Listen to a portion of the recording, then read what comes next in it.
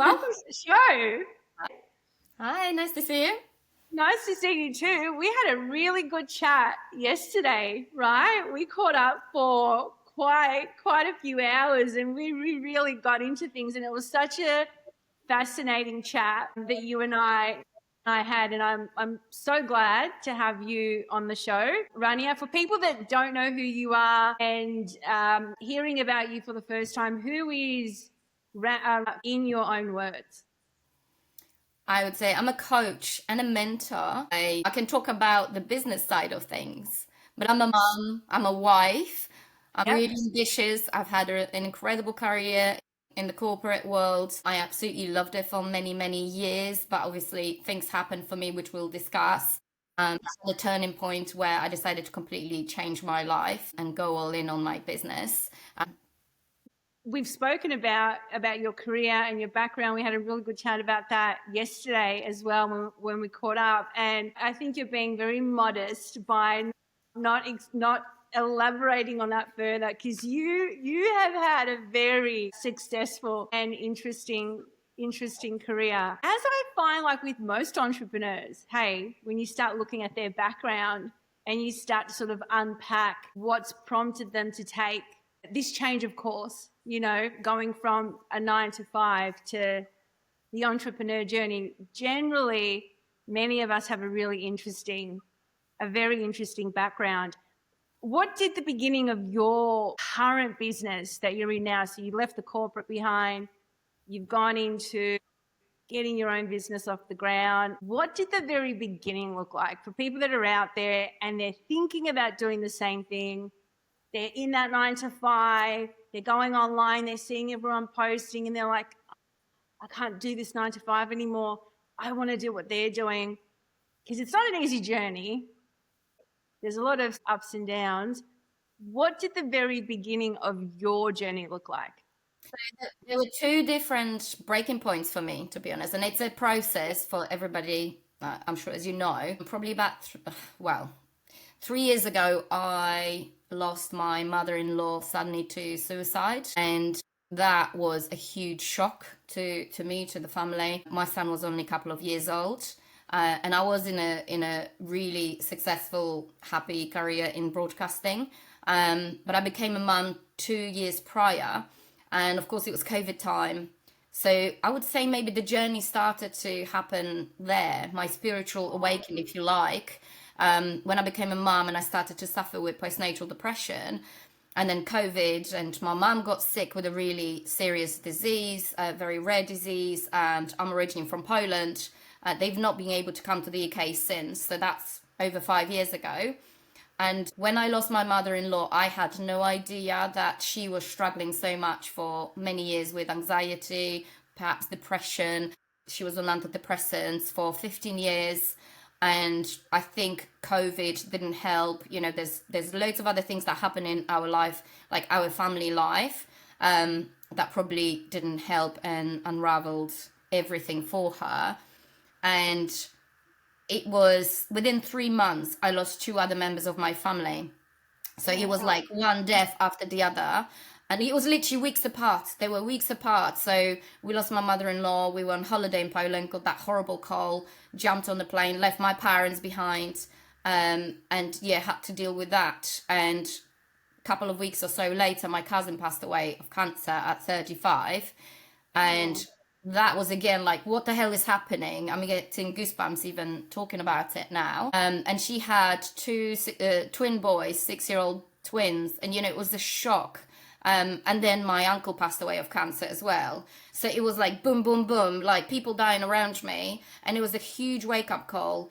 And, I loved my career in broadcasting, but I started to question life, what's our purpose on this planet? Like, what am I doing here? I achieved an amazing career. I got to the place where I always wanted to with broadcasting.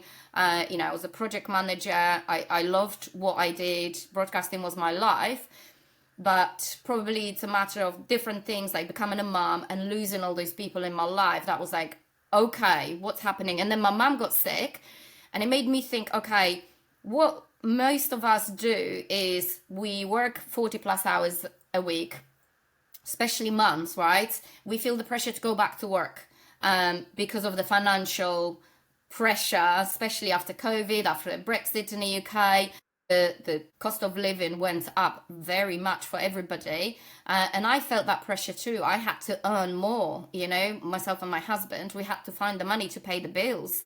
Otherwise, we'd lose our home and stuff like that. The nursery fees are extreme, as you can imagine. And I just started to feel, okay, is that how life should look like? And all this struggle, I was struggling, you know, and I didn't have suicidal thoughts, but I had dark thoughts. You know, I felt like, is this what life is? If that's what it is, I don't like it. And the thoughts started to scare me. They felt dark, you know, I felt like I was so overwhelmed by life, by everything that was happening. I wanted to jump in a car and drive off, like most of the time. Not that I didn't love my family and I would ever never want to do that to my little son, but I just felt like running away. And I feel like a lot of, especially moms, feel that way because there's so much pressure on us.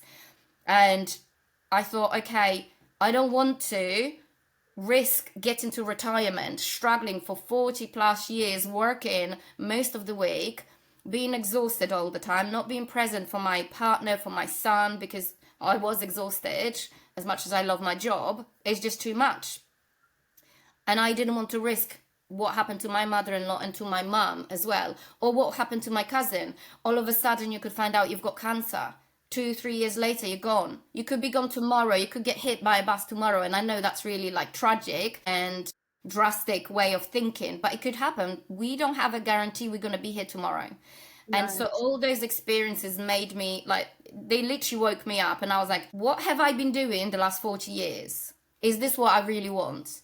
And I ended up going through the process of radical forgiveness that was connected actually to my cousin who passed away and her husband. He's gone through the process again. And I went through therapies, clinical therapies, but unfortunately they didn't help me. And in fact, they were pushing me further away from my partner. They didn't help my mother-in-law. And none of the clients that come to me, and I'm not, you know, negating clinical therapy. I'm sure it works and helps a lot of people, but it didn't help me. It didn't help my mother-in-law. For me, I think the system is broken. We only get interested in people when it's too late, when they're shouting loud saying, I need help. It's by that point too late. Somebody should not be left on antidepressants for 15 years. 15 years. And when she decided to come off of them because she thought maybe she doesn't need them, it was too much. The feelings came out, the feelings that she didn't deal with probably from 15 years ago when it all started. You know, that person should be offered therapy, but not just talking therapy. Let's get to the root of where the issue started. So in the same way, I started to realize that I was living my life how my parents wanted me to live, how the Mm-hmm. city wanted me to live. And it's not to blame my parents. You know, radical forgiveness, which is what I teach, is about letting go and understanding that they did what they could, you know, the best they could That's with the just tools good. and the experience and the programming that they had. So it's about letting go. It's not about condoning bad behavior. If, let's say, someone was abusive, that's on a human level, that's not okay, of course. But on a Mm-hmm. spiritual level, it goes much deeper than that. You know, it's about believing that everything happens for a reason. Everything is a lesson. Every person that we come across and every experience is a lesson to heal Yeah. and get back to ourselves, because I strongly believe we come to the planet Earth as spirits and we forget who we are. In order Mm. to experience this human experience fully, we have to forget who we are as a spirit and experience loss, you know, death, grief, love, hate, you know, all the challenges, all the different feelings, and through them we can get back to ourselves, our true selves, who we really are deep inside. But we forget because we've been programmed by the society, by other people, and they're telling us, you know, I want you to become a doctor, I want you to become successful. But you know, as a young child, I was so artistic. I sang, I was performing, I painted, I wanted to play the piano. And you know, I was told, you're not going to make any money doing that, forget it, get a good job, you know, get a job that is decent pay and you can afford to pay your bills, just get your head down, work hard. And this is what I did, because you're being told to suppress your dreams, you know. So for me, I started to get to the bottom and unravel who I truly am, what do I want. And why do I feel like I need to continuously push and succeed all the time? So I had to get to the bottom of that. And yes, I'm still an ambitious person, but I was a people pleaser. I was a perfectionist. So getting to the root of why was I doing that? Maybe because I was being criticized as a child, right? And compared to others. So I never felt good enough. Most people have those issues with not feeling good enough and not feeling loved. So if you didn't experience love as you wanted to experience as a child, then that carries on into adulthood. And looking for that validation from others, whether it's a partner or anybody else, Yeah. to prove to us that we love ourselves, you know? So for me, I went through a process of radical forgiveness, and from the first session, it was just out of this world. What is radical forgiveness for people that are hearing about that term for the first time? What does that mean exactly, and how do you break it down? How do you go through it in stages to reach the end result of healing, etc.? Yeah, so there's 5 stages of radical forgiveness, but I'm Yeah, going to try and explain it in a simple words yeah, because it's not an easy process to understand for people. It's about getting out of the victim mentality because yeah. a lot of us, and myself included in the past as well, I was acting like a victim. You know, this happened to me. This is why my life is like this because I lost my mother-in-law. I don't have any help. I don't have any childcare. That's why I'm so burnt out. You know, all those things. I'm just giving examples, right? Yeah. It's about stepping out of the victim mentality and as well, like let's say somebody hurt me in the past. I need to let go of that because people connect to I'm a victim. That's the identity.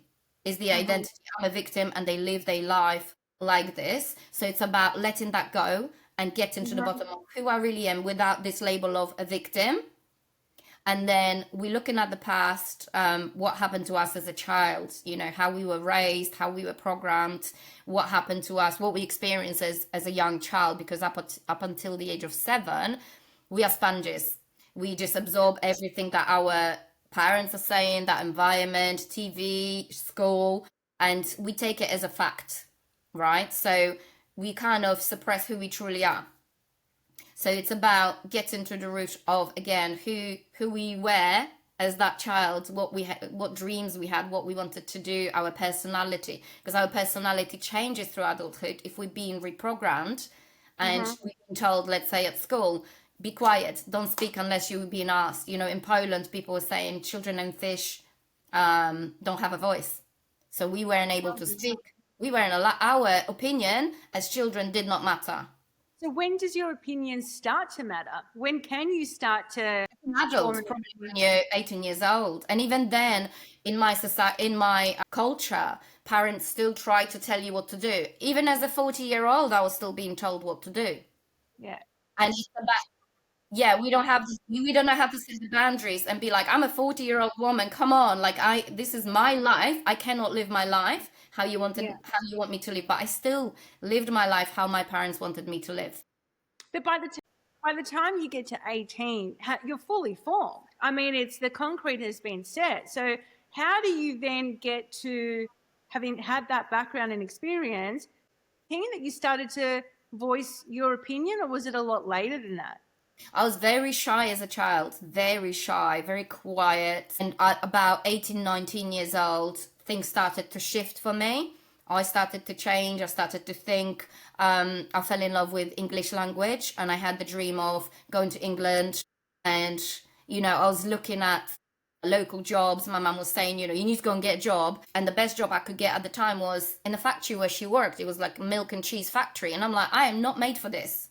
Like I'm made for something more than this. I'm sorry, watching my mum work so hard every day and not be around because she was always at work because she needed the money, so she'd always take overtime, you know. And I thought, I don't want a life like that. I'm Mm-hmm. made for more, and I absolutely had a passion for English, so I wanted to come to England. My mum was like, absolutely no, but I still applied. I kept pushing. I wanted to study English, but my parents couldn't afford to send me to uni and keep me in an accommodation and pay for it in another town. So I had to Mm-hmm. forget that dream, you know? And I tried another university, which they couldn't afford. They couldn't even afford to pay for a bus for me to go to uni at the weekend part time. So it was really Yeah, it was a How did struggle. how did you finally get to the UK then? So there was this, that was 21 years ago, there was this au pair, um, would you call it, system, Yeah. opportunity. Um, and it was just before Poland joined the union. So I had to apply for a visa and it just popped up somewhere. And I said, Mom, I want to go. And she's like, absolutely not. You like my youngest child, you my baby. She wanted me out of the house. She wanted me to go and work, but not in the country. Yeah. But I didn't give up for about 2 years, I think it was. I went to uni, I tried, I hated it. You know, they treated us like shit, basically. Oh, so uni in Poland or Yeah, uni I in? went to uni in Poland for a couple of years. It was a private uni, tourism and hospitality, because I wanted to travel as well and see the Yeah. world.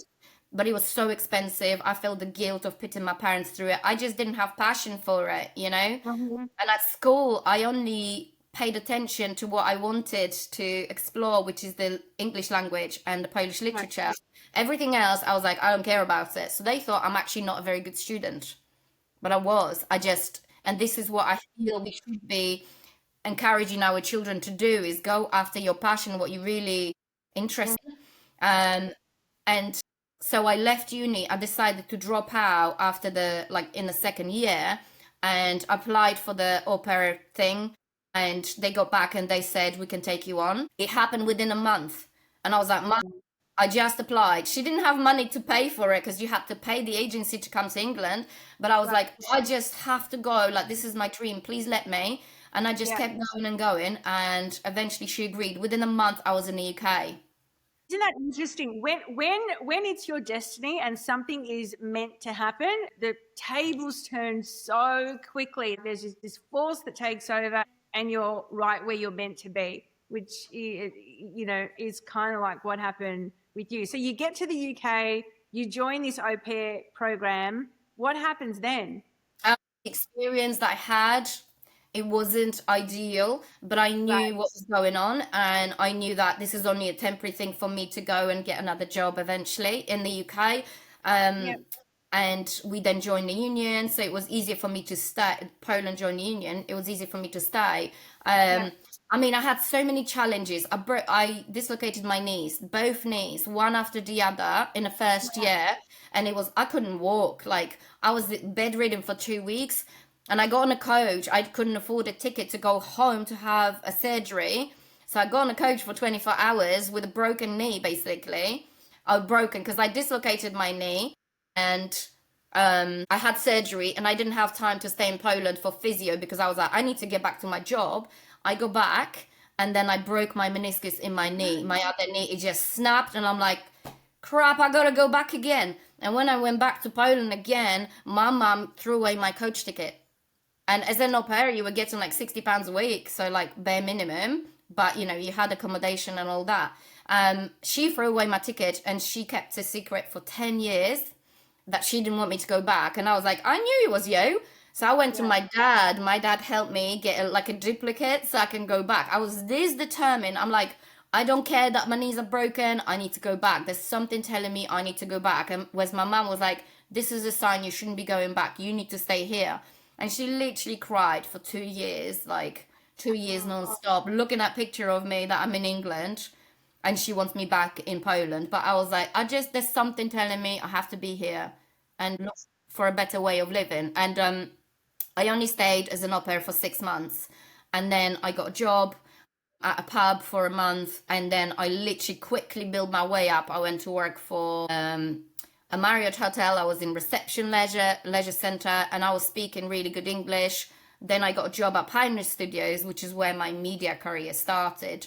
Wait, so what was the name? Pioneer Pioneer Studio. Studios, where they make all the movies, like the Bond movies and everything. Wow. Yeah, Oh, so and I remember, yeah, I stayed there for 6 months, and then I moved up to London. I didn't want to work in London. I always lived outside of London because of there were bus bombings when I was working at Pioneer Studios.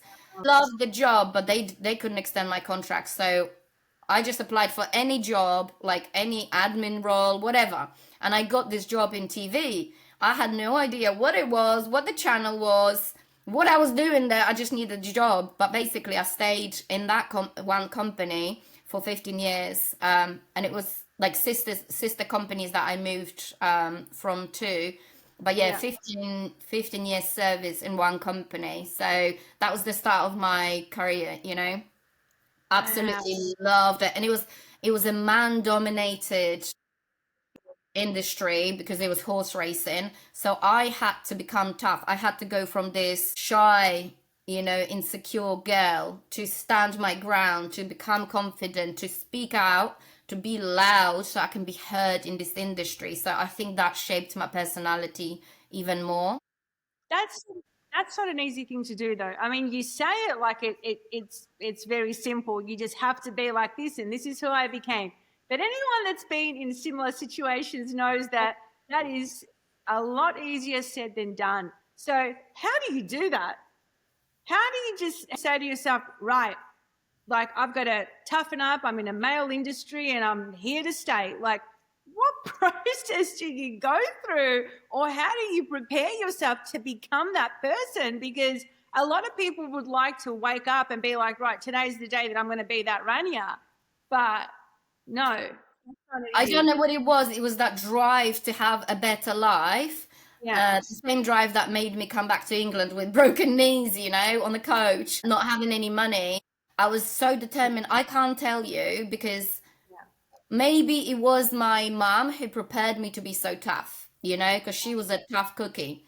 And I yeah, think that's, I am grateful to her for that. So we have to look at the positives, even if they were some negatives. I have to look at the positives. She made me tough because yeah, she had to be tough. She had to go to work, even at her age. She couldn't stay at home. In the past, many years ago, women got to stay at home and the husbands went out, where the world started to change, when I was growing up. I hmm, think my determination, it was something inside me that was telling me this is what I want to do. And no matter what, I'm just going to make it happen. And don't get me wrong, there were things that, you know, you could call them sexual abuse and things like that happening in that industry because you're a female. You have to learn how to deal with those comments, how to manage it all, how to stand up for yourself. Nobody gave me a guide. I yeah, think it just happened within me. I don't know where it came from. Perhaps it was from my mom, being a tough cookie. But she's very tough, she's tough. She used to like run around people because she had very high standards. So I think my high standards came from her, which I am grateful for. yeah, She's a very empathetic person, but she's very tough. And I think that's what had to come out of me. It was probably within me, even though I was a shy person to begin with. To come to another country, I had no idea where I was going. I've never even seen the people that I was going to live with. yeah, You had a phone call conversation, and a month later, you were in their home. Like, yeah, it's yeah. just, when I think about it, it's crazy. I packed my bags and went to another country. Like, yeah, I don't know what made me carry on, but something within me was just, I had that drive to do that. Do you think sometimes God puts us on a path in life, and the bigger the calling is for you and your destiny, the harder the training grounds are to equip you? 100%. In radical forgiveness, we say, and I believe as well, we will keep getting lessons Yeah, all throughout our life. And if we don't do the homework, if we don't see the lesson's going to get harder and harder and bigger until we yeah, actually, like me, have that wake up call and be like, what the hell are you doing? Like, are you not seeing what's going on? Like, yeah, start living your life. And this was actually my wake up call, is those deaths, yeah, was like, what have you been doing? Even though from outsider's point of view, you've got a successful career, you've got money. Like, I wasn't rich, but I was comfortable. yeah, We could afford to go out, go on nice holidays. But even it got to the stage where we were on this beautiful holiday, and I was crying. I was looking at my son, and I was like, I'm freaking exhausted. I'm miserable. I just want to go back to the hotel room and cry and sleep. And I was like, this isn't a life that I want to live. Like, money is not everything. Burning yourself out, trying to do it all as a woman is not everything. And I think I 100% believe everything happens for us, not to us. And oh, it's absolutely, yeah, believe and stepping out of that victim mentality. Like, this has happened to me. Like, oh my, I could sit here and I could be like, oh my God, I dislocated my knees, I broke my knees, this has happened to me, and make it my identity. This isn't who I am. These are just the things that happened for me in order to shape me, become more resilient, this ambitious person, to kind of let me go back to myself. And it was a long process. It took about 40 years to actually get to who I truly am. Do you think that there are parts of being an entrepreneur that you forced to face within yourself? Think, based on what I've seen and heard, most entrepreneurs, they've had tough upbringing. A lot of us go through challenges. When you think about wealthy people, most Yeah, of them come from a really poor background. And they make it happen. It's not handed to them. They make it happen. And I think those challenges, similar in my life, are yeah, shaping who they are, you know, yeah, but that can happen to any of us. And I think if somebody's got an easy life, life's not yeah. easy, right? But if No, someone's got easy life, it's not going to shape them. It's not yeah. going to face them with those challenges that they need in order to truly shape their personality or come back to who they truly are. Yeah, no, absolutely. I couldn't agree with you more. I often say that when you see that there's challenges in your life, it's almost like I don't want to say it's worth celebrating, because when you're in the midst of it, there's nothing worse than having turmoil in your life, right? But it's almost like a message from the creator saying, great things are right around the corner and I'm refining you in this fire. So buckle up, get ready, because things are about to get interesting. Moving on, I wanted to ask you, what beliefs did you have to let go of to start showing up in business and in life with more clarity and confidence? Definitely, I'm not good enough. That's one of the biggest limiting beliefs that most of us have. I still see it in the business world where people are overachieving, no, overworking, people pleasing. So let's say not setting boundaries with the clients. I had to let go of that. I had to let go of fear of failure. I had to let go of um, fear of being judged and see all the limiting beliefs from childhood. Because when you become an entrepreneur, and especially if you in social media, on social media, you're going to expose yourself to potentially millions of people, to judgment, to criticism. You know, I had people say to me, you should be put in jail, you For know, what? for what I'm saying. For what I'm saying, I literally said my coach, radical forgiveness coach, healed one of my deep traumas. I had to give up my dog. That was a very deep trauma for me. And I went through 6 weeks of clinical therapy, which was just sorry horrendous. Um, and it was like a tick exercise, unpractical, impractical advice. But I had one session with this radical forgiveness coach, and she got to the root of my guilt about my dog, and it had nothing to do with my dog, and I was blown away. This came from childhood, and then she showed me how this guilt, feeling of guilt of everything, and me as a mother, was showing up in my life. And I'm like, holy shit, like I never looked at this in this way.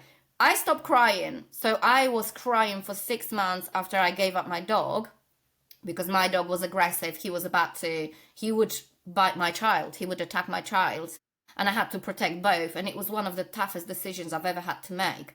But that made me cry every single day with guilt, like literally cry myself to sleep, and I couldn't stop. Even though my husband was like, you know, he's gonna be okay. I'm like, I don't know, I feel so guilty. The guilt had nothing to do with my dog, because if you look at my husband, of course he was hurting, but he was able to deal with this guilt in a much different way, a logical way. For me, logic didn't help. I knew on logical level I've done the best I could, and I made the best Mm-hmm. decision for both my son and my dog. I'm absolutely, my dog is fine, right? He has a wonderful life now. But Yeah. the guilt, I couldn't let go. We got to the root of where that guilt came from, and it was in childhood.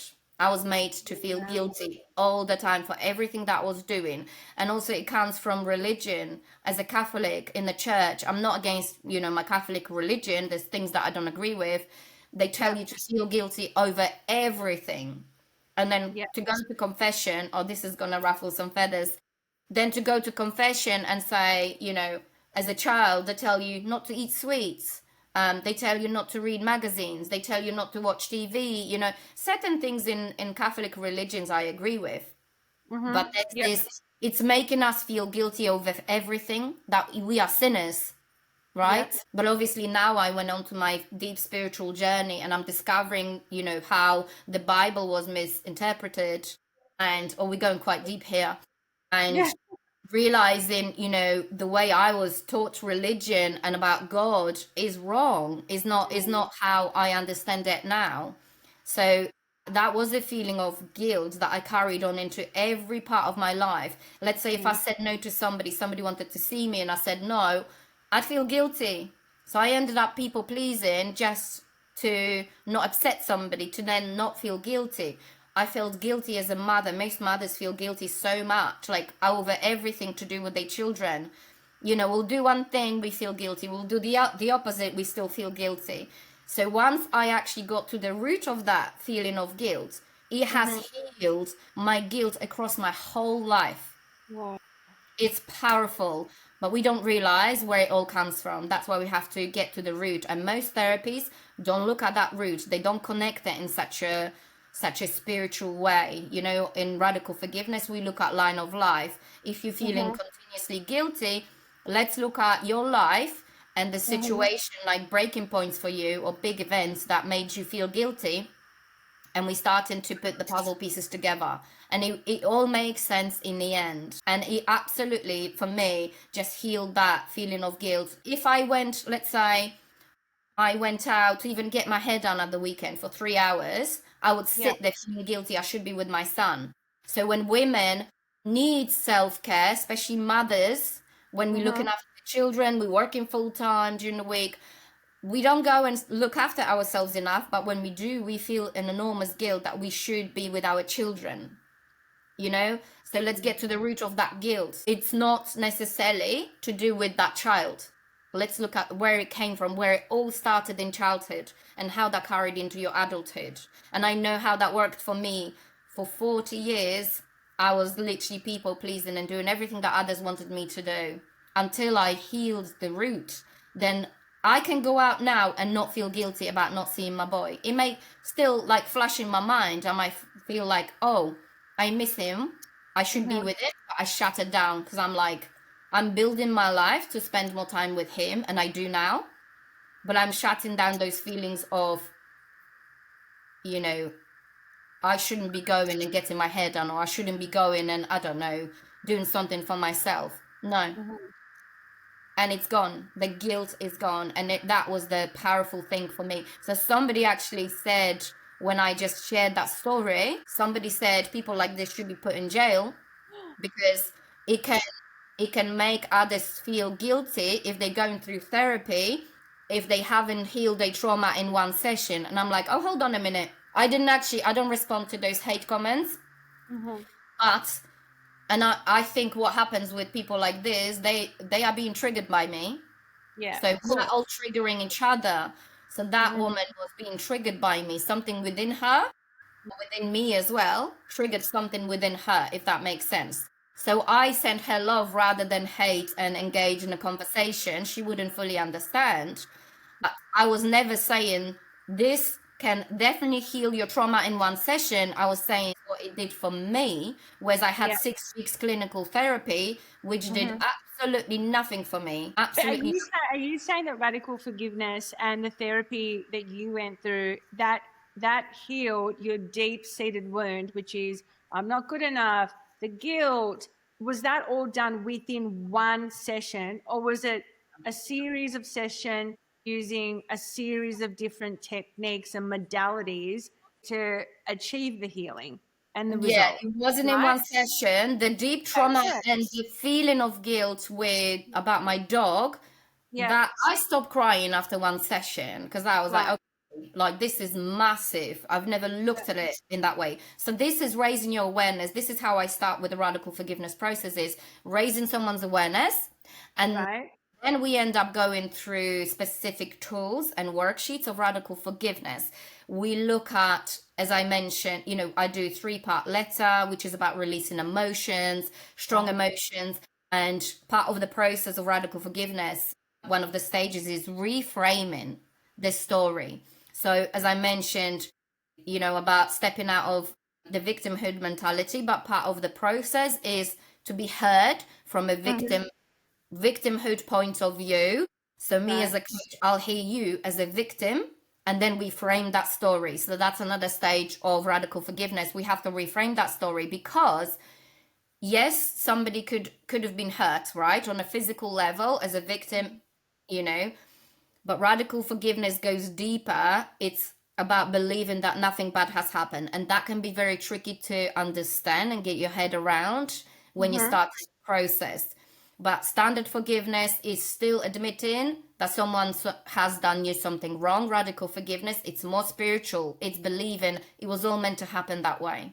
So is this when you're going through this process, this second part? So one is identifying, right? The second part is then framing, looking at it from two different angles, one of which is I am the victim, the other one is reframing it. When you're in that second part of the technique course, what would you call it? Method? Process. Process? Are we writing it down or are we discussing it? And we write a letter to the person that's currently triggering us the most.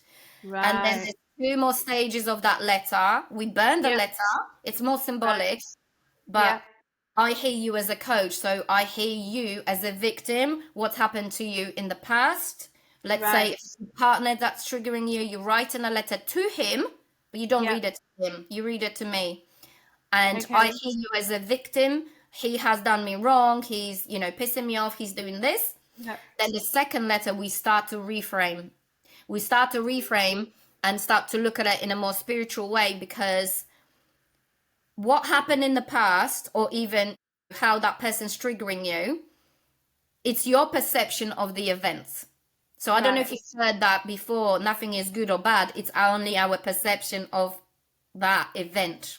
Yes. Yes, I have. So we need to start reframing to be like, this is your perception, and it's not to say that didn't happen.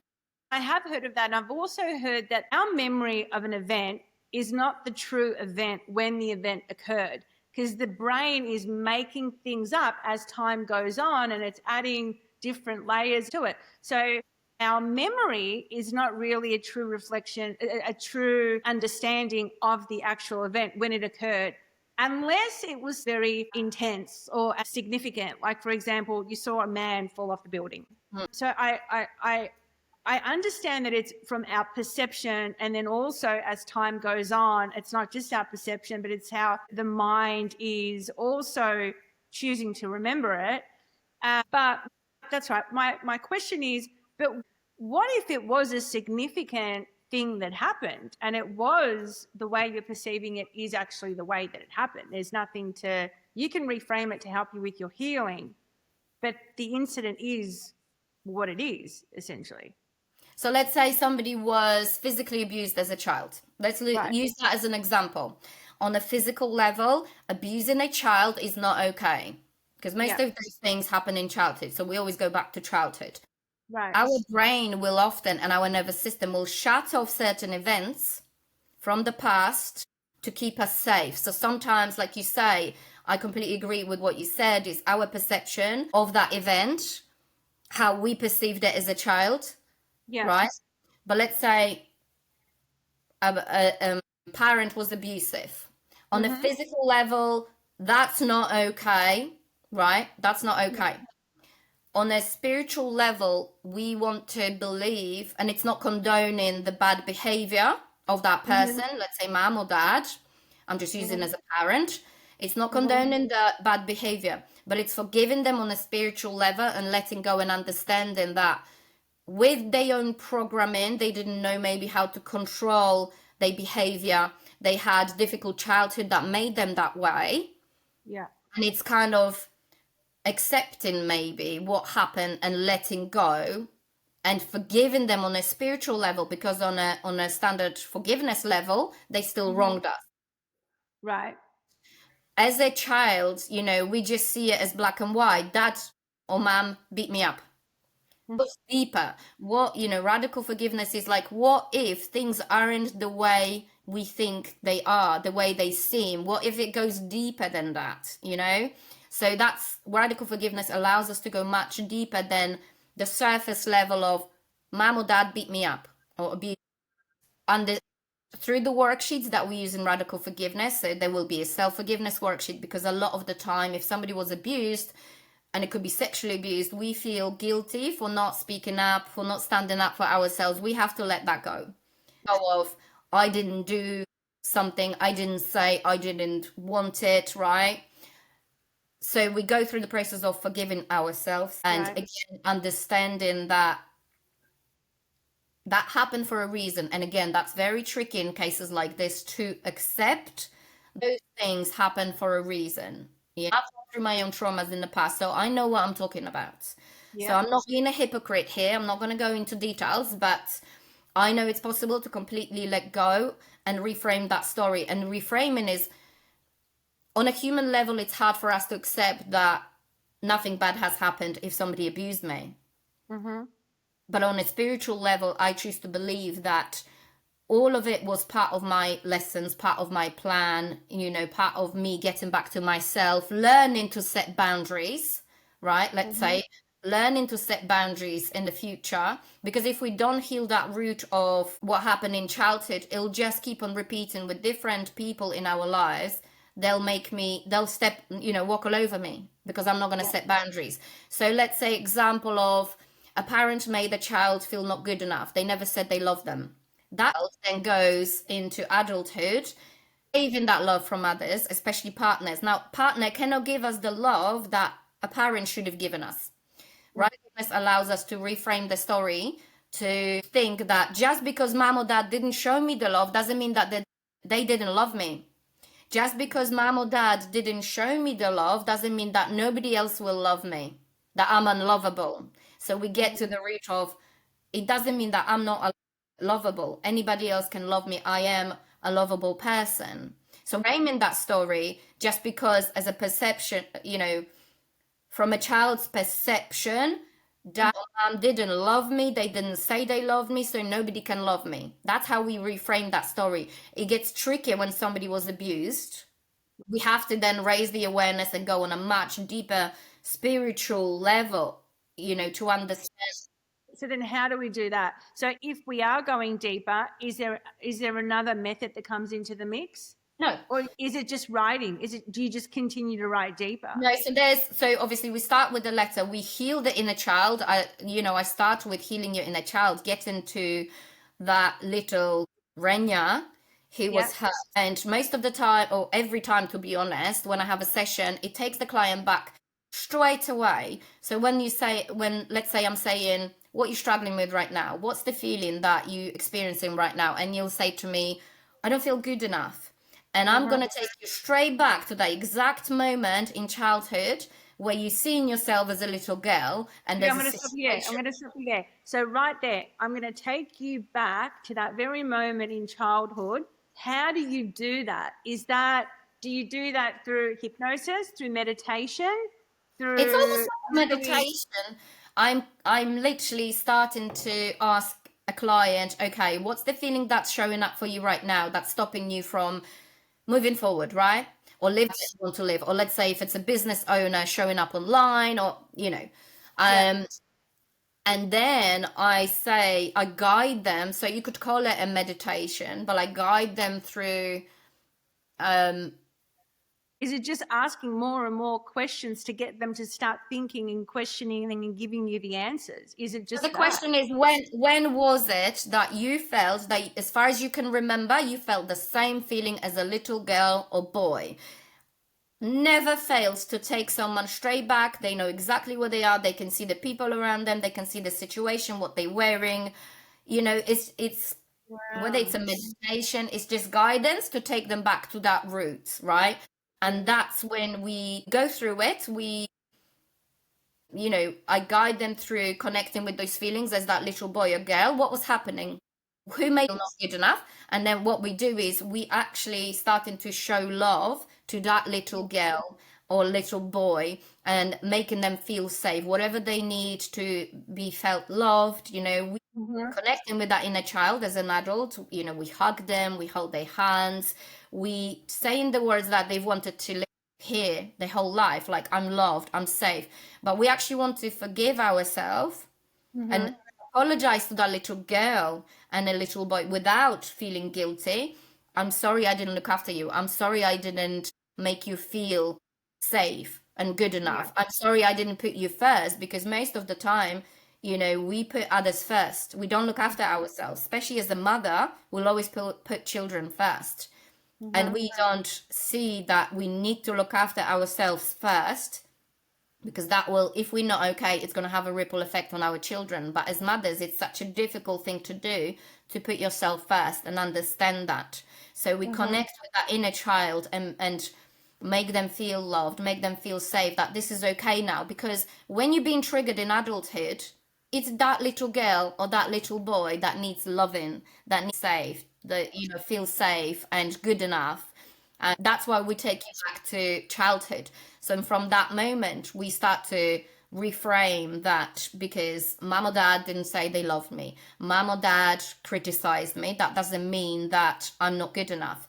And through the process, it's usually around 12 sessions, I would say, that I client through of deep work, of going through different worksheets, different tools to start reframing those stories and go on a much deeper level. The deepest level is the end 2 sessions when we get to talk about mom and dad. That's the root, really. That's where it all started.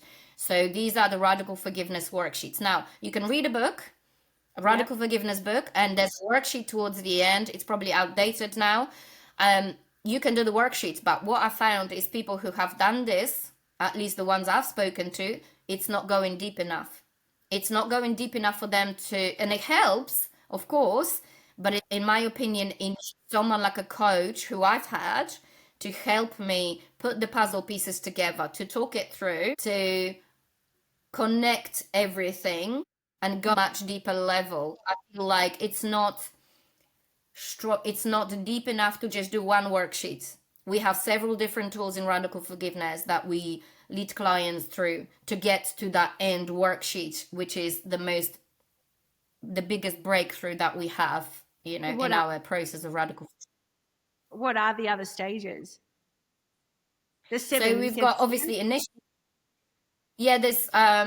Yeah, there's different tools of radical forgiveness, but normally I lead the client through something called 7 steps of radical forgiveness. There's 13 steps of radical forgiveness, and that'll be used for different people. It could be your ex, could be a friend that's triggering you. And also we talk about mirror analogy. Mirror analogy, so if someone's triggering me, let's say a partner, and he's making me feel angry, I'm connecting with and using that mirror analogy, why is he showing me? Why is he making me angry? Yeah. And I'm getting to the root of where that anger comes from. Most of the time, the anger has got nothing to do with my partner. It goes back to childhood. So what I've experienced myself and every Yeah. single customer, every single client I've worked with, when we're trying to focus on others and think, he's a dickhead, he's not doing what I want him to do. Now, when you go through the process that I lead clients through, that person changes most of the time without us actually telling them what we wanted them to do.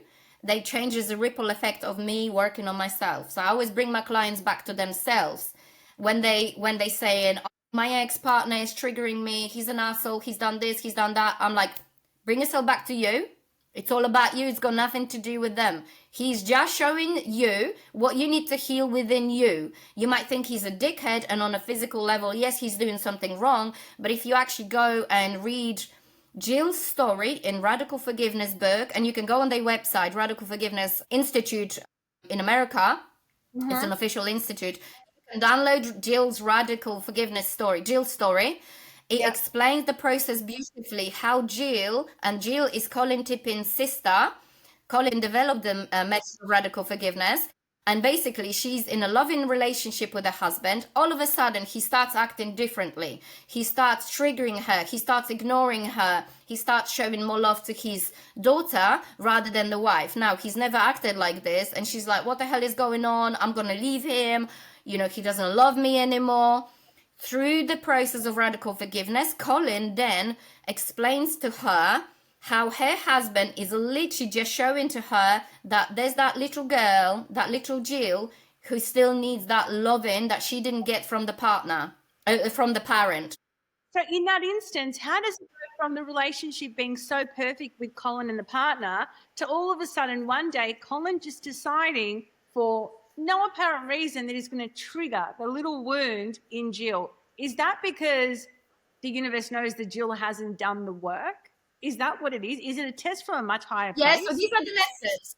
Yes, so Colin is Jill's sister. Oh, Colin is Jill's brother. Colin developed the method of radical forgiveness. Jill is right, his sister, and she comes to him and she's like, something's going on with my marriage. It's been perfect up until that point. He was acting like a perfect husband, and he's right. doing this. He starts to explain the process to her of radical forgiveness. He's like, are you open to see that there's more happening here under the surface than what you think? On a physical level, you think, my husband suddenly, I think he was, I forgot the name.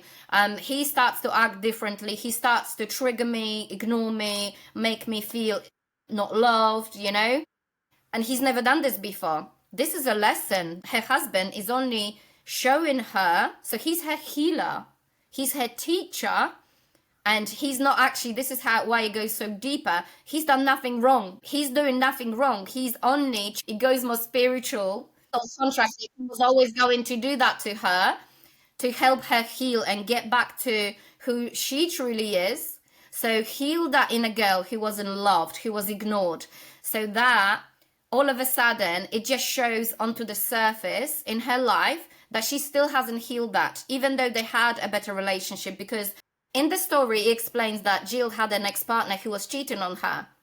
Now Colin says to her, he's your healer. And she's like, what the hell? I'm supposed to be grateful to my ex who was cheating on me? And he's like, yes, because he was only showing you that you are not, you have to take responsibility for your own healing, that you allowed him to treat you that way, Can I just that add to you didn't set. Can I just add to that though? Because I think some people listening to this may think, and I guess it's different for everyone, and it depends on the relationship and the circumstance and the situation that you're referring to. But if someone is treating you, in a way that's unlawfully or mishandling you or cheating on you in this instance, you can, how do I say this? You can forgive them and be grateful for the lesson and be like, thank you so much for showing me what it is that I needed to work on. And I'm so grateful for that. But it doesn't necessarily mean that you have to be so grateful in a way where you're encouraging and allowing for more and not having boundaries, right?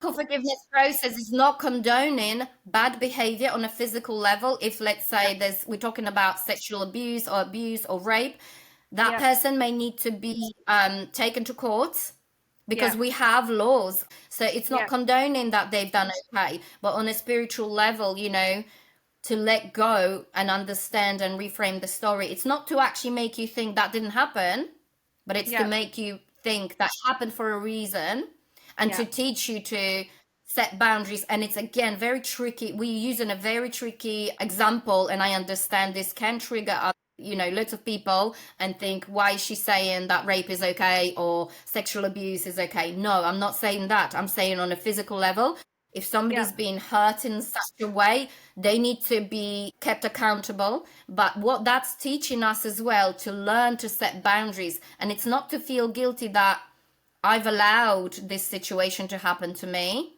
So we let Yeah. go of guilt through self-forgiveness, but Yeah. it's showing us, let's not ever allow a man to treat us that way, because I teach about law of attraction as well as radical forgiveness. What Mm-hmm. is within us will attract.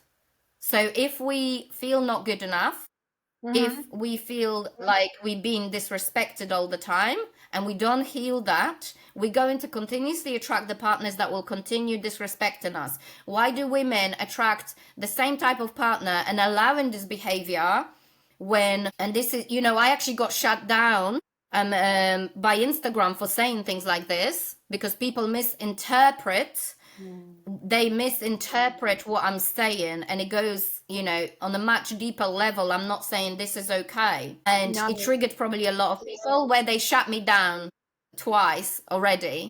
because someone I think complained about or reported me, that I'm saying that it's okay, we're responsible for what happens to us. In a way, I'm saying yes, we are responsible, and radical forgiveness process allows us to take that responsibility for our own life. Law of attraction says we create our reality. Now that's difficult to understand when it comes to something like sexual abuse. You know, somebody might say, I did not attract this sexual abuse. So that's very tricky to understand, and I'm not saying that we should condone that behavior, absolutely not. But it goes deeper on a spiritual level to understand why we attracted that situation, why we allowing, you know, and teaching you how to set boundaries, how to feel good enough so we don't attract that situation into our life. So we stop attracting, you know, I had bad relationships in the past where I've been mistreated on a really bad level.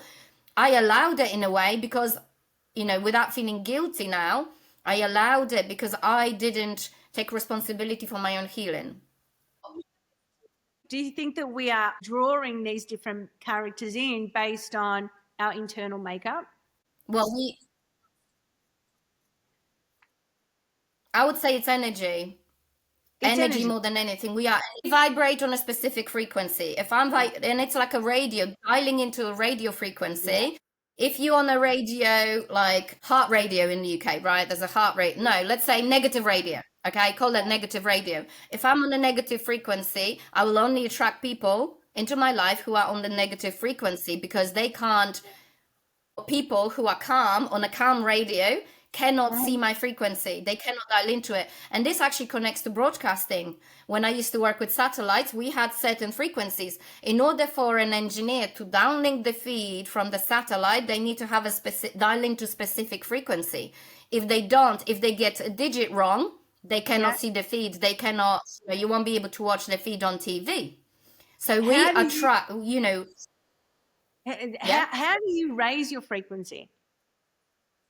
Gratitude, first of all, gratitude is one of the most powerful ways of raising your frequency. And the way I teach is not just being grateful for what's happening to me what's happened to me right now, what I've got. So let's say most people, I'd say 97% of people focus on the negative, and we give that energy every single day. Oh my God, the weather's crap.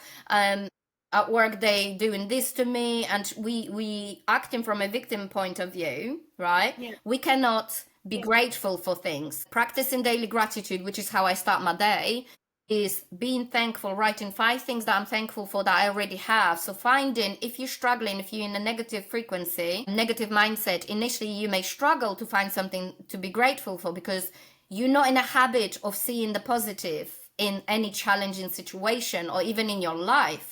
So for example, somebody drove into my car the other day, and the way I responded, not overreacted, I was like, it's okay.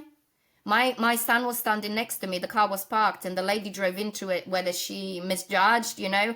I didn't shout. I wasn't in a negative frequency. So my nervous system is so regulated in those instances where I'm not shouting. I had someone shout at me when somebody went into the back of me 20 years ago, into my car, and I went into the back of a girl in front of me. I didn't shout at the guy that went into the back of me. I didn't know what happened. So how can I judge the situation? Maybe he's had a moment of, I don't know, a health reason, you know. The girl in front of me got out of the car. She started shouting at me. She started noting my registration number. Bear in mind, I was literally sandwiched in my car. I couldn't get out. She focused more on the, oh my God, my bumper's been damaged, and I couldn't actually move, and I passed out for a few seconds. Rather than actually be kind and try and help another human, she was focusing on the negative and what's happening to her. So like how I responded to the guy going to the back of me, right? I was calm and kind because I didn't know the full story. So I chose to stay calm. What I decided to be grateful for in that instance, because of that accident, I found out I had prediabetes because I actually passed out. So the ambulance came, they tested my sugar levels. If that hasn't had happened, I might have not known that I need to go to hospital and I'm pre-diabetic. You know, I chose to see the good in the bad. So look at the difference of how that girl responded and how I responded to the event. And it's very powerful, and we then live in a much easier and happier way. It's still not condoning, okay, it's okay to smash into someone's car. We still have to take it through insurance and make a claim, but it doesn't serve me or anybody else to be shouting and responding that way. So I learned to be grateful and see the good in every situation. When we struggle into see any positivity in our life, we can be grateful for a lovely cup of coffee, grateful for the home, even if we don't love our home right now. If it's not what we want, let's be grateful that we have a home and roof over our heads, because a lot of people don't, right? And then I teach to get really clear on the goals of where we want to go in our life, because most people don't know where they want to go. And we are great. We use a lot of attraction tools, like being grateful in the present tense for what I have, what I haven't yet achieved, if that makes sense. So let's say I want more freedom in my life. I'm writing it as a gratitude. Part of my daily gratitude is I'm happy and grateful for having the freedom in my life to go and travel the world with my son without having a boss to answer to. So I'm tricking my mind in a way, my subconscious mind, and I'm reprogramming my subconscious mind, because subconscious mind doesn't know what's true. Whatever we tell it, so if I tell it every day, I wake up, I'm like, I'm tired, I'm so tired, I'm so tired. I'm literally just getting more tired, because we all energy, by telling myself and everybody else, I'm so tired. And it's about, let's say, people, I went to a talk by David Dr. Hamilton, who talks about the power of visualization. And it's backed by science now that people have healed their bodies through visualizing only. People have grown muscles by visualizing only. So this shows you how powerful visualization is. So if we can use... Talk to us about, because I feel like you're a ball of knowledge, and if I need to stop you at points to understand what some of these, how to actually approach some of these methods. So when you say, because I'm fascinated by visualization, how do you approach visualization, and how long do you do it for? And is there a certain time in the day that you need to do it? Morning, evening? Because I've been told that the brain starts to marinate thoughts and images when you go to sleep. So Now, there's no one right answer for every single person, because we need to do it when it suits us. So for example, I do most of my visualizing in the morning, because I wake up 2 hours before my son does. Otherwise, I don't have that time alone. I need that time to, I sit in silence for 10 minutes when I wake up. I then visualize. I then write. I do a lot of writing, because when you put your goals and dreams and gratitude into paper, it's way more powerful, more Question. visual as well. Really quickly on that note, because you touched upon it, and otherwise I'll forget. What's the difference between typing it out on a Word doc on your computer and writing it on paper? I mean, I personally have always been like a paper person. I even have paper calendars, I'm old school. I think... Does it make a difference though? Is there something about the energy with the pen and the paper and writing, or no? I think so. I pick a really nice pen, a really nice notepad, and it's a ritual. For me, it's a ritual, right? I'm making that time and space for myself. I'm then physically writing it out. And now people don't realize that what I do in the morning, they think you just write in those lines in the morning, right? Yeah. And it's personal choice. If you want to type it up on the computer, whatever works for you, it's better to do that than not do it at all, right? But it goes much deeper. It's not just about writing about your goals. It's very important to know where you're going, because most people don't know where they're going. They just surviving and waiting until retirement and dying, and that's it. And, when you have goals, clear goals, when that fear kicks in, you're using that as a focus of where I'm going. So me as a coach, I know where my business is going, or roughly have an idea where I want to be, right? I don't need to know how I'm going to get there, but I'm just focusing on that. What it does, this everyday routine that I have, is the discipline. Okay. What a lot of people, and even new entrepreneurs, I notice are missing, is the discipline and not sticking to it. So we're creating a habit of For me, it works to wake up in the morning. I know people that visualize and do their work in the evening or afternoon. Now, ideally, you'd visualize before you go to bed as well, but do whatever works for you, right? Mm-hmm. I can't tell you get up every day at 5 o'clock when that doesn't work with your schedule. And Mm-hmm. I'm a more awake in the morning, I'm more energetic in the morning once I'm awake than at night. So at Mm-hmm. night, my brain doesn't work as well.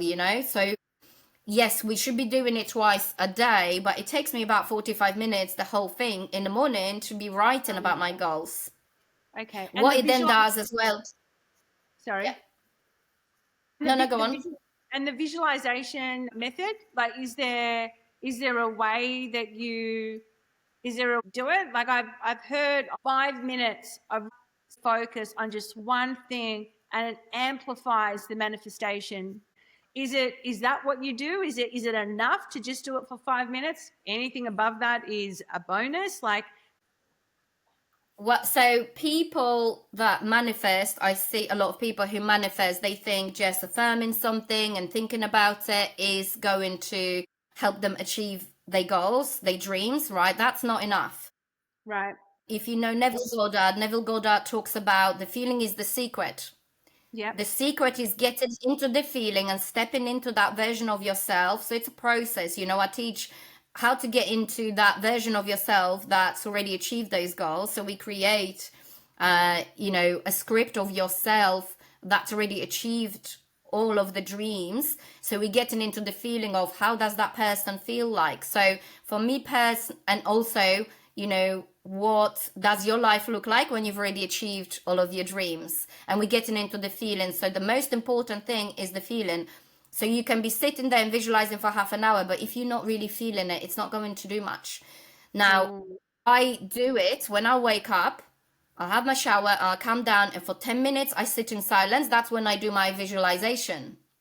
So I will literally focus for 10 minutes a day, and there is no perfect time. There's so much of advice out there. It's whatever works for you, as long as you can get into the feeling of I'm there. So we kind of creating, like, first we creating this script, this goal, a script around your perfect life, your perfect day. And then we writing about it as well. And then once you have that image in your head, when you're visualizing, it's about having this like a movie clip in your head and getting yourself into. So in my movie, I know exactly where I'm standing. I'm in a specific hotel. I don't know why. It just came to me when I was building my dream. I'm in a specific luxurious hotel and I'm standing and looking over a specific area in that hotel. And I'm getting into the feeling of I have my freedom, money's no problem, nothing's, there's no limits. Like I can travel the world with my child, working less and earning more, and things like that. I'm a present mom. So I connect with the feelings. So it's more about the feelings rather than what you see, and if that makes sense. But everyone's different. Whatever works for you. As I said, to do 5 minutes is better to not do anything at all. Neville Goddard, I think there's a video on YouTube somewhere where it teaches about 4 minutes visualization, how powerful that can be a day. And yes, Yeah. it will be helpful if you do that as a last thing before you go to bed. Ideally, you do this in the morning, you do this at night. The more you do it, the better. So often people will just do it, and I've been guilty of that. They'll do it in the morning, right? Do their routine in the morning. Throughout the day, they'll forget about it and just lock into whatever they're doing. Stop visualizing, stop getting into that feeling. So in order to trick our subconscious mind, we need to visualize it as much as possible. You can literally set your timer on your phone every hour and give yourself even 2 minutes of literally taking yourself back to that moment of when I've already achieved everything that I want to achieve. What does that feel like? For two But then minutes every hour. I've also heard that it's like if you want something too much, it blocks it from coming. Or Yeah, so it's is that because you're thinking about it from a place of lack or yes. not? So It is? yes, so that's why we do everything we want to let go. So yes, we can visualize and get into the feeling, but as if you've already got it. not in that desperate, like, when is that going to happen? Because a lot of people will be like, oh, it hasn't happened yet. It's about building that faith and the belief that it's going to it's already happened. But So how that's the do you trick. how do you get yourself to believing it's already happened if it's something that you're trying to manifest that you've never had? How do you do that? So yeah, I've actually heard that recently. So when we don't have any reference Yeah, point, how would I feel that like as a wealthy person or as a healthy person if someone's unwell? yeah, You know, try and maybe look online or try and see a clip of someone who's wealthy, or I don't know, try and find somebody that already has it. What does their life look like? And try and I think it was that Dr. David Hamilton that shared it on that talk recently the other day, and it was somebody didn't have a reference point. I don't remember whether that was about being healthy. I think, or it was himself. I don't remember the exact example what he needed to achieve. Oh yes, it was about him playing golf. Yes, that's it. yeah, He wanted to play golf and he was really bad at it. So he right, started visualizing himself as a, I'm great at playing golf, but he said, I've never been good at playing golf. So how can I know what that feels like? The right, best he could do, he started to watch, I don't remember who it was, but somebody who was amazing at playing golf. And he literally watched that clip over and over and over again of that person, I think hitting a ball or something. I might be butchering that story, but yeah, hopefully you get the picture yeah, of somebody actually doing that and being, hitting a ball and I don't know, getting it in the hole or whatever.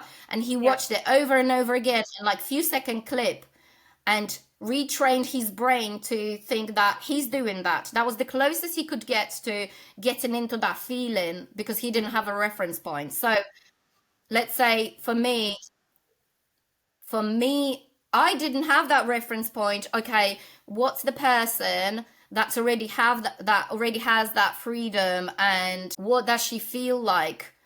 I watched my mentor who already had the freedom. She had different life, but I tried to like have a reference points of the people that already have the life that I want, right? And then once I remember the exact moment when I achieved the highest level of gratitude I've ever had in my whole life. I was waking up and I was literally emotional with gratitude. And so now I have a reference point whenever I don't feel that way.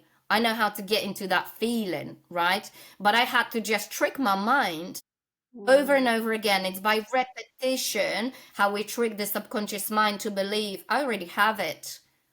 So that's so the true. easiest way is starting with that clip, like what's that clip in my mind? And as I said, for me, I know exact, and that by repetition, I can take myself back into that moment of I'm standing in this hotel room. I know exactly where the hotel is. Sorry, in a hotel. I'm standing above the water. I'm looking at the sunrise. I know what I'm wearing. I know how I'm feeling, what my hair looks like. So we're getting into the details of that Yeah. movie clip, and Uh-huh. then I'm trying to think, okay, if I asked you, how would it feel like, whatever your dream is, if you've already achieved it, what would that feel like for you? Even if you don't know, what would that feel like? That freedom that you can live your life on your terms, and perhaps you do already, and not answering to your boss. Money was no object. You can go anywhere in the world you want. You can work from anywhere you want. You helping loads of people all over the world change their life. How would that feel like? I think Mm. anybody can try and imagine.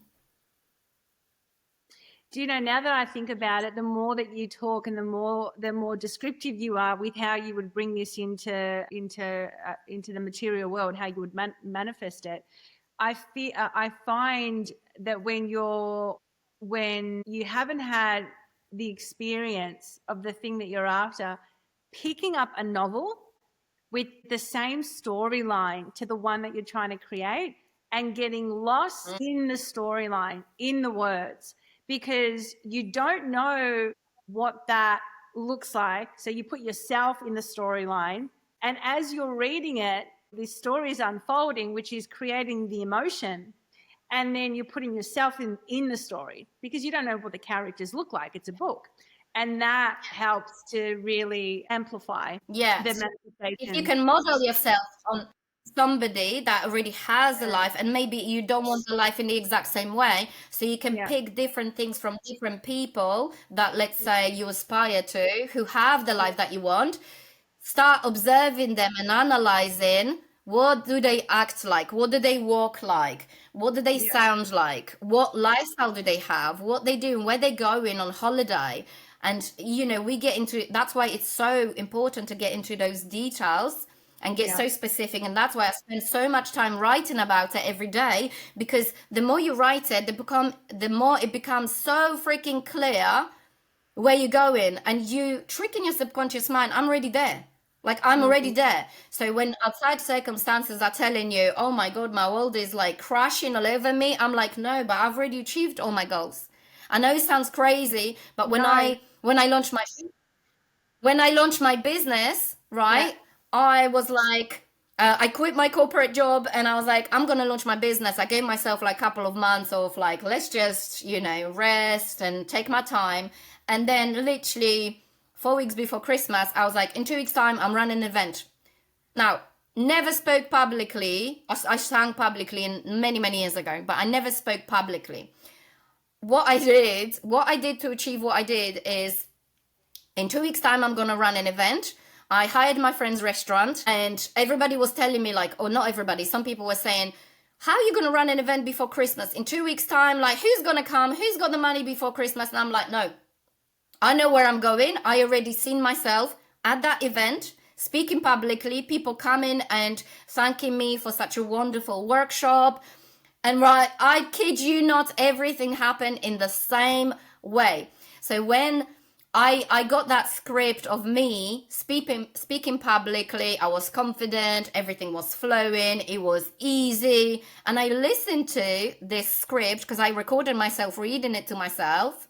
Like, and it sounded something that, just an example, I'm a successful coach and I'm powerful, I'm confident, clients can't wait to work with me. I attract, high quality clients every single day. It goes like this, like, I'm an amazing mother, I'm a supportive wife. So we get into the feeling. Feeling is the secret, right? And I uh-huh. listen to this script every single day on my walk, and as much as possible. If fear kicked in, if I was like, what the hell am I doing? Like, I've never run an event, no one's gonna come. I'm like, pop the headphones in, listen to my script, right? And I visualized myself. So this is where for those 2 weeks, every morning I visualized myself in that room, in that restaurant, speaking to people. I knew what I was wearing, everything was planned, but I didn't even prepare for my speech, right? I had some sort of like guide, but when it came to an event, it just flowed, right? It flowed beautifully. I spoke. My friend, colleague that I worked with many years ago, she came to an event. She was like, I did not recognize you. She was like, from like years ago when we worked together, I don't know how you did that. Where did you learn this? And I'm like, I've never spoken publicly in my life. It was all in my mind. So I imagined it in my mind, and this is the power of imagination. I imagined everything, and I imagined clients buying my course that, by the way, I haven't even created at that point. So I Wow. decided to launch my online business. I advertised locally in my Facebook local groups, communities, and I said, I'm running this event in 2 weeks' time. 17 people registered, 12 people turned up, and 6 people bought my course that I did not create. So at the point, I had an idea of the course that I was going to create, how many modules it's going to have. It's going to be 12 week. It's going to cost this much, but I haven't created the course. So I decided to, and this is what I've been taught in my high performance mentorship. I was being taught, don't create something and spend months creating it when you might not even have customers to buy it, or people don't want to buy it. Sell an idea and then create it. Find customers and then create it.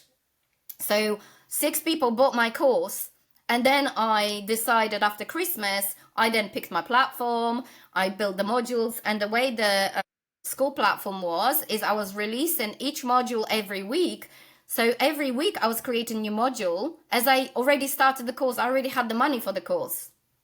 So, I mean, to some people it's mind-blowing how that happened, but I just used visualization. I got very clear on what I wanted.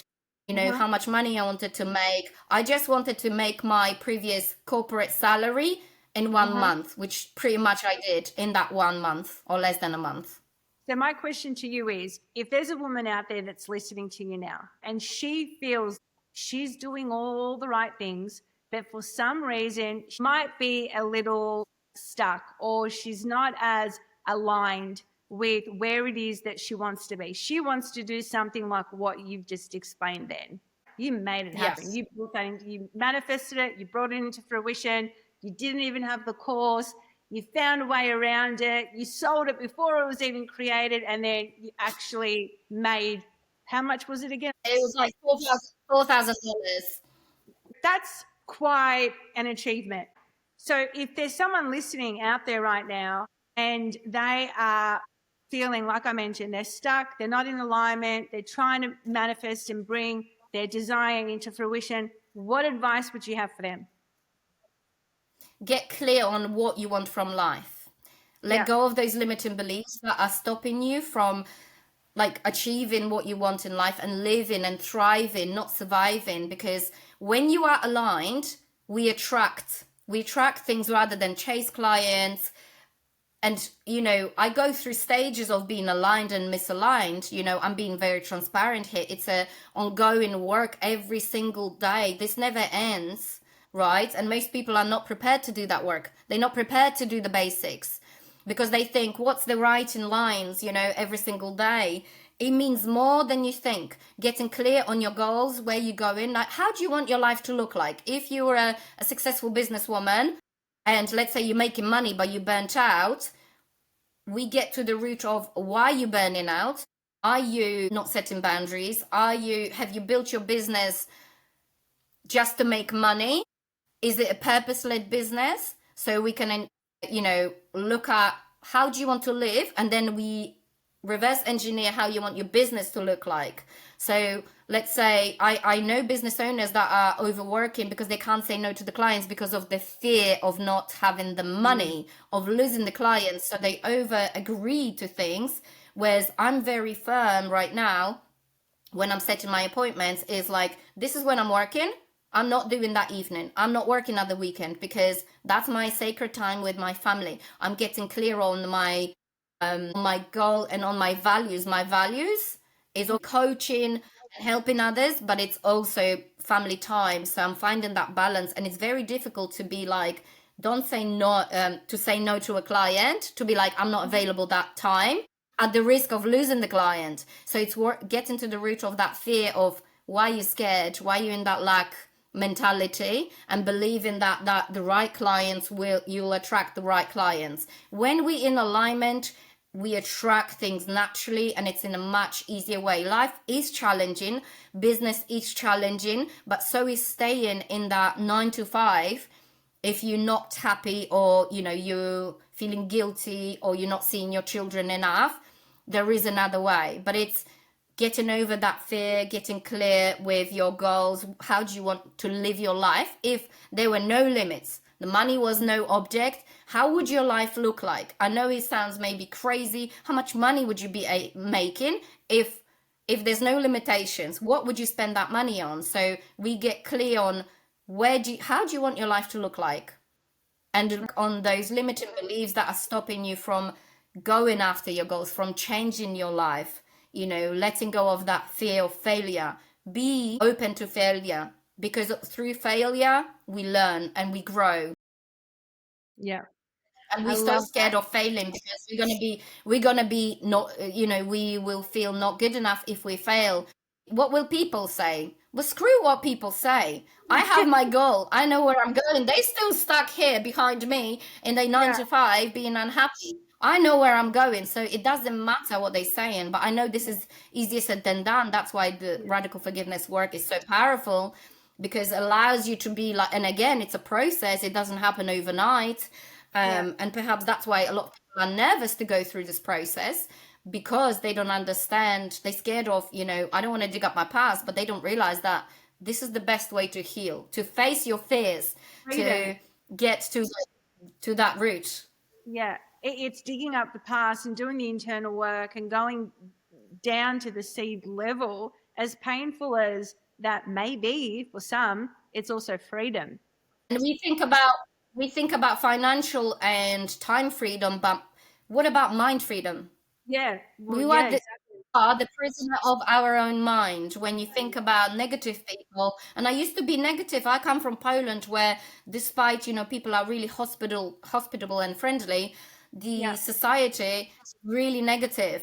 They consumed by the news, they consumed by the politics. Everyone's quite negative. I couldn't live in that culture anymore. And I'm not negating my culture Yeah. or trying not to negate my culture, but I chose to take responsibility for my life, for my mindset, and my personal development. I don't want to live in that negativity because the environment is so important. Who you surrounding yourself with is so important. If you surround yourself, like, who do you tell about your goals? If Yeah. you tell goals to the person that's stuck in this system and the programming, they're gonna be like, when I was quitting my job, luckily nobody told me. My partner, my husband was scared, obviously, Yeah. understandably. I was quitting a well-paid career to going after the business I've never achieved before. Yeah. Most people would be saying, "Are you out of your mind? Like you leave in a secure job, a well-paid job, like to do what? And you think you're gonna achieve it?" But I'm like, screw you lot. I know where I'm going. I'm gonna achieve it. I'm not listening to it. So it's be careful who you share your goals with Yeah. and who you surround yourself with. Are you surrounding yourself with the people that raise your vibration? Because that's so important. And yesterday, me and you spoke about how lonely entrepreneurship can be. Yeah. So And lonely. you have to keep yourself accountable. It helps to have a mentor, it helps to have a coach to guide you, but they can't do the work for you. They can guide you, but you're going to have to put the work in. You're going to have to take responsibility for your actions or your inactions. But I try and surround myself with the people and share my goals with the people that will understand. Other entrepreneurs, the people that achieved what I want to achieve, who already have the lifestyle that I want to have. Because if you speak to someone who's still in 9 to 5 job, they'd be like, "Don't quit your job. Are you crazy? You're not gonna earn the money. You're not gonna," like they were saying, not many people, because they knew how ambitious I am, that when I set my mind to something, I'm gonna achieve it. So nobody really told me like, "Don't quit your job." They were like, "We believe in you." So that was what we're saying. When do you think, as an entrepreneur, what's a sign that you're ready to go all in on your business? So I personally would not advise, that's my personal experience and I'll explain why. I would not Yeah. advise for someone or for everyone to go and do what I've done. You need to be extremely aligned, and I really, really was so locked in. But Yeah. then we spoke about it yesterday. I got hit by a perimenopause. And I'm not Yeah. going to sit here and just blame what happened with my business after, because it has had an effect on my business massively when I Yeah. started to go through perimenopause. Everything was going great with my business. I was running my course, I've earned the money, I launched it, before I even created it. I was like, this shit works. And then boom, menopause happens. My personal and I had to then go through the process of dealing with that while still trying to run the business. When, if anyone who's watching this has gone through perimenopause, it is hard. It is like, I've never been hit by anything like this in my life. I did not recognize myself. I tried to use all the tools that I had and I really struggled. I tried to not give it energy and ignore it, but that was really hard when you're feeling so exhausted. It's extremely hard. And I'm not saying this will happen to everyone. It happened to me. It's part of my journey. And I choose to use that as a lesson. I don't regret quitting my corporate world. Absolutely not. It was all meant to happen like this. Yeah. However, I would say the most important thing is to work on yourself first. So Mhm. you can actually finance that work, because of course it's not free. If I could do it for free, I would. If money was no object, I'd do this for free because I freaking love it.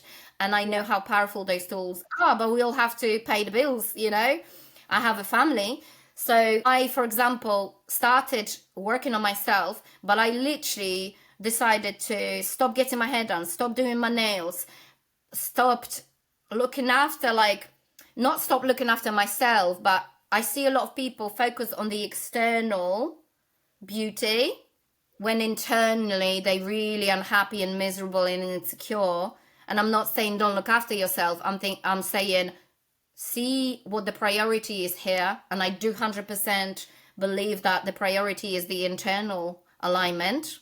Yeah. And then, do those things that you want to do, because I've experienced this in the past. I was, spending money on, getting my nails done, loads of nice clothes. Internally, I was so miserable and insecure. I wanted the external validation, and I got myself, into debt in the past for all sorts of different reasons. But part of it was like trying to make myself feel better externally rather than work on myself internally.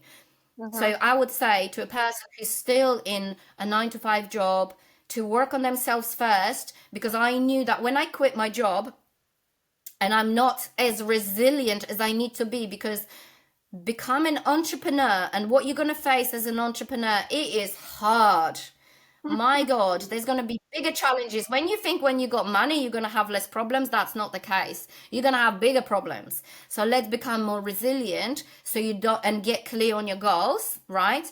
But then imagine life happens like what happened to me with the perimenopause. I decided to go all in and, go into it full time because I thought if I split my energy, I will not be able to focus on it so much, right? I'm not going to achieve my success 100%. But I was working full time. I was training in radical forgiveness. I had a young son. My husband was going away every single week.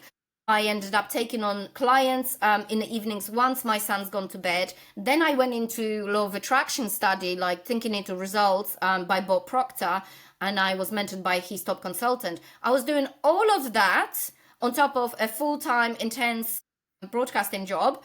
I was burning myself out, but I knew that I have to do all this work before I quit my job, because there will be so many lessons and challenges, and the universe will bloody test you. It will test you all the time. How bad do you want this? So I would say, personally, if somebody can start building the income, right, but work on yourself first. This is the most important thing, is do the inner work, become more resilient. You mentioned something a few moments ago that you keep seeing this popping up more and more today. And I don't know if that's because the world that we live in has become so fast paced.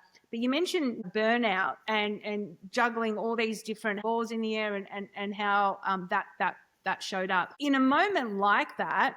How does you manage that? How does the Rania leader show up to be like, wait, hold on a second, but something has to, we have to shift something here. We can't allow for that to come up again. Or do you see it before it happens? Well, as And an entrepreneur or work as an as entrepreneur or a working. either, both actually. Have you experienced burnout as an entrepreneur or no?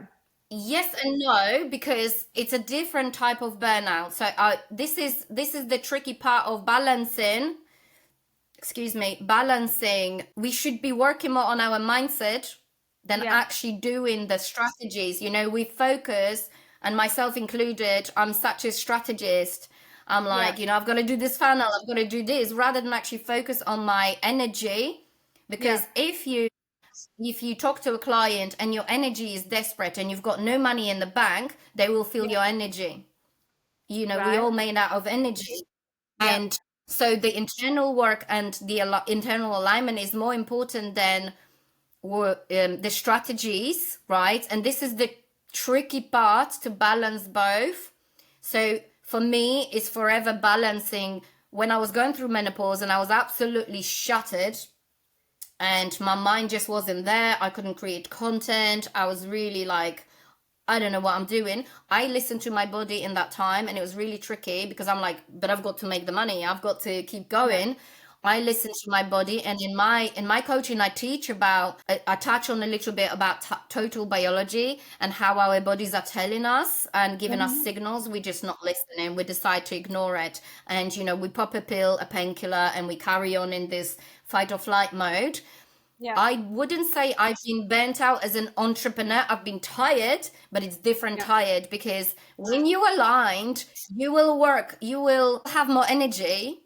right, Um, Is that You will passion? have more energy. Is it passion or is it It's energy, or this. is energy and passion the same thing? They're not the same thing, but I would Okay. say that's why it's so important to get and build a business based on your passion, not just like for making money. Because in the past, I've always had this entrepreneurial mindset. I wanted my own business and I nearly launched like a candle business. I love candles, right? But Yeah. as I was doing it, my husband was really supportive, but I was like, I don't think this is my passion yet. I don't think this is going to change the world yet. It needs to be bigger. Yeah. And it needs to be more meaningful. That's why the radical forgiveness I came across it obviously as my own experience, and I was like, this is it, because I started to talk about it. So if I asked you, what is it that you can't stop talking about every single day that you could do Yeah. for free if money was no object? For me, it's radical forgiveness and personal development and law of attraction. We spoke for hours yesterday, but I I experienced this. I had more energy sleeping less because I was so aligned. But it's a very difficult balance. So do you think that if you are more aligned and you are following your passion, you're not as likely to get burnt out? Yes, but it is about the balance of take the time out to be quiet, to be silent before you need it. So, whereas the trick that I had at the beginning of my business, or as I started to go through this perimenopause, um, I used to take a day out to myself every Friday. And then so you could be looking at your bank account and your bank account is like, shit, I need to keep bringing more customers. That's a lack of mentality, by the way. How can I take a day off when I need to keep getting, bringing money in?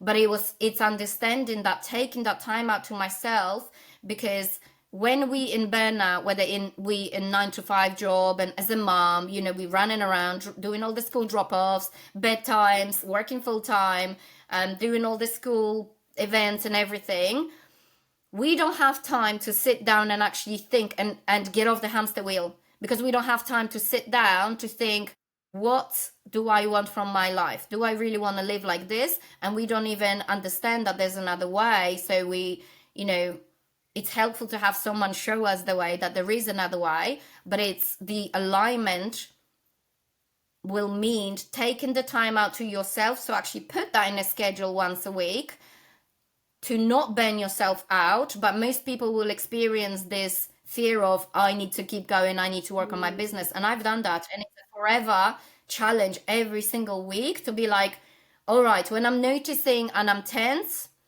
I sit in silence. That's the best thing I can do every single day. If I'm more Yeah. tense by afternoon, I do another 10 minutes in silence and I Mhm. either visualize and I connect with what's going on in my mind. What are the thoughts that I'm observing? So I start to be an observer of my own thoughts. Then I know where I need to realign myself.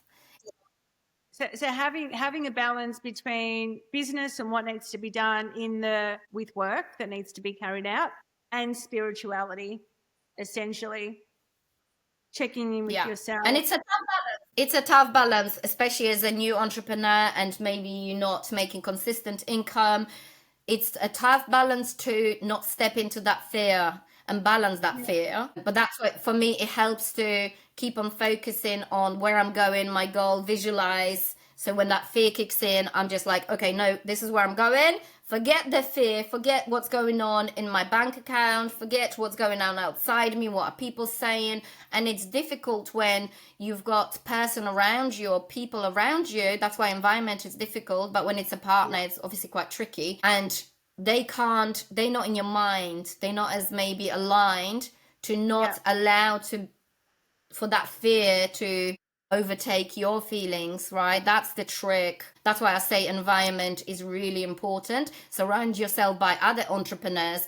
Go to networking events surrounded by entrepreneurs. What are they doing? Because we can only learn from others. But I basically design my business and I'm not there yet. I'm still building, I'm still expanding, and it changes all the time. So it's adjusting to change and being okay with that every 5 minutes I'm changing my direction, because it's part of the process, it's developing. But it's it's taking that, making sure that you do take time out to yourself to align with, okay, this is what's happening, where am I going next? And we, you know, in law of attraction, we don't need to know how we're going to get there. We just need to know where we're going. And if we keep on getting aligned and taking the time out to ourselves to be silent, to be like, you know, where do I go next? So, for example, when I sit in silence, I connect to the source and I do the download, you know, I'm like, okay. And this goes in touch with the Bible, as we spoke about it a little bit yesterday. The way I, you know, interpret the Bible now, as Neville Goddard does as well, and I've studied him in my mentorship as well. In the past, as a Catholic, they tell us to pray to God. Yeah. When we prayed to God when I prayed to God in the past, it was like, God give me this, God give me health. That's lack mentality. That's not believing that we're gonna be healthy. The way that we should be praying is, and when you read Neville Goddard, so The Power of Awareness, I don't know where that book is right now. There's a Power of Awareness by Neville Goddard. He interprets the Bible. He's got several books, but let's talk about this book. He talks about the power of imagination, and that God wanted us to have everything, and we can have everything if only we believe. So the way to pray is to actually believe that you already have it. So if we keep on repeating that, if we keep on reprogramming our brain to believe that we already have everything that we want, right, then we're going to achieve it. So does that mean that when you go into prayer, you're going into prayer with gratitude and thanking him for what he's already given you? Thank you for such a great Yes. day. Thank you for taking care of me and my family. Thank you for all the blessings that you've bestowed upon me, so on and so forth. As opposed to, can you give me this? Can you give me that? I don't Yes. have this. Can I have that? You're not doing that. You're Yeah. just going in with gratitude and thank. But you're And not also expectation. expectation expectation. So that's the other part of the gratitude, is being grateful for the things that I want in the future, but expecting that I already have them and believing that I've already got them. So I'm not in that desperate energy like you were talking about. I want this, but I don't have it yet. So pretense, like as though it's already come. Yeah. Yeah. But then can you do that? Can you say that as you're praying to the creator, or is that more like journaling instead? So How I would don't that sit down and I say like, God give me this, God give me that. yeah. I'm visualizing that I already have it. Yeah, And the yeah, yeah. Yeah. gratitude is one of the most powerful tools to raise your vibration first thing in the morning, because a lot of people will wake up and they'll grab a phone. Do you know I leave my phone outside of my bedroom every single day? Yeah. I don't have it next to me because as a habit, and I don't watch the news. I have no idea what's going on in the world unless somebody tells me. Yeah. And I don't want to know. And because I don't want to be fed by this negativity. And you might Mm-hmm. think, you know, I'm ignoring it. No, I don't need to know, because unless I can help those people directly, I'm not going to make that change, right? I want to focus on the positive things that are happening. And maybe Mm-hmm. people might perceive it as being ignorant. I don't really care, to be honest.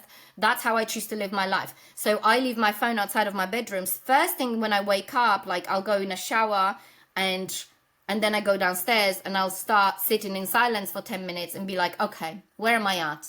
And start visualizing and getting into the feeling of, That's the most powerful time to do yeah, it, isn't it? Because we're in that yeah, what's that mind frame that we're in, or what is it, the meta waves or meta waves, or what are they?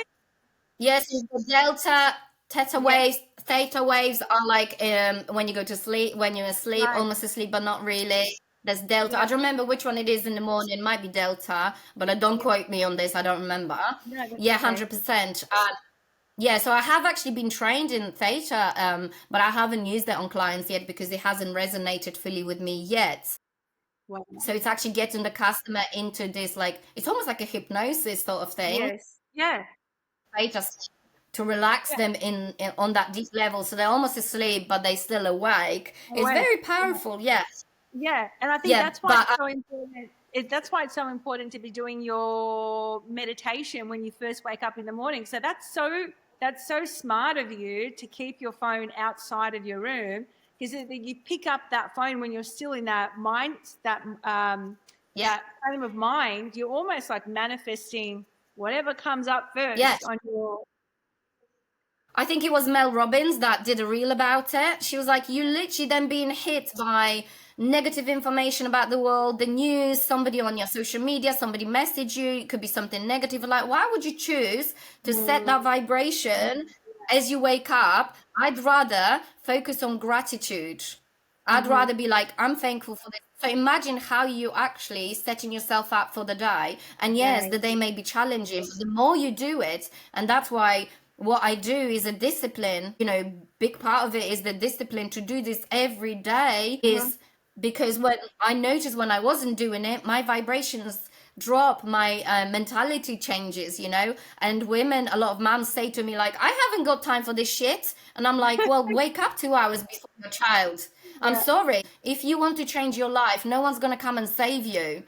Like yeah, you're the only one that can change your life and can do the work. It is hard, but so is hard as staying in where you are if you're miserable.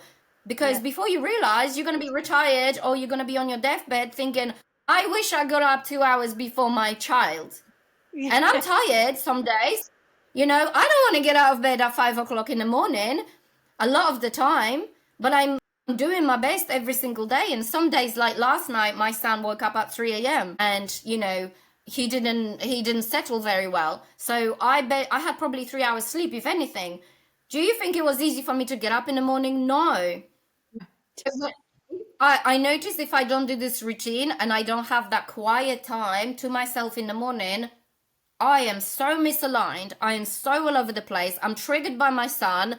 I'm snapping at him. So for me, it is so powerful and it's so important to do that routine every day. Many people said to me, like, oh my God, how do you do that? You work so hard every single day. Yeah, but it's a lot easier to wake up at 5 o'clock in the morning and then have a better day and be set up in a much easier way and deal with these challenges than wake up with negative attitude, be like, imagine your child is waking you up at 7:30. They're like, Mommy, you're like, I'm so tired. And you're already giving that energy and this attitude to the universe. I'm so tired. You've not had time to drink a cup of coffee in silence. And for mothers, it's so freaking important. You've not had time to align, to connect with where am I at right now? Where's my mindset right now? You've not had time to mhm. visualize your goals because for me, then whole day is intense. It's I work on my business after the school drop off.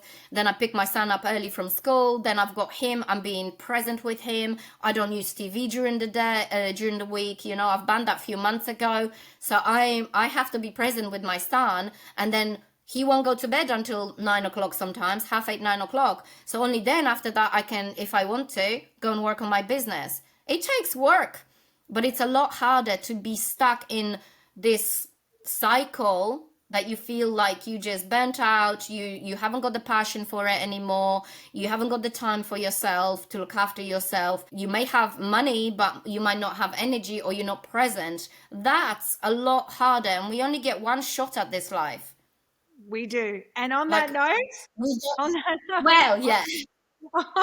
on that note, I just want to say thank you for such a powerful and open and real and raw conversation and agreeing to be on. Anyone that's listening that wants to connect with you and go deeper into the work that you do, where can they find you? Instagram, my handle is Renia Fowler Coaching. All right, perfect. Amazing. Thank you so much.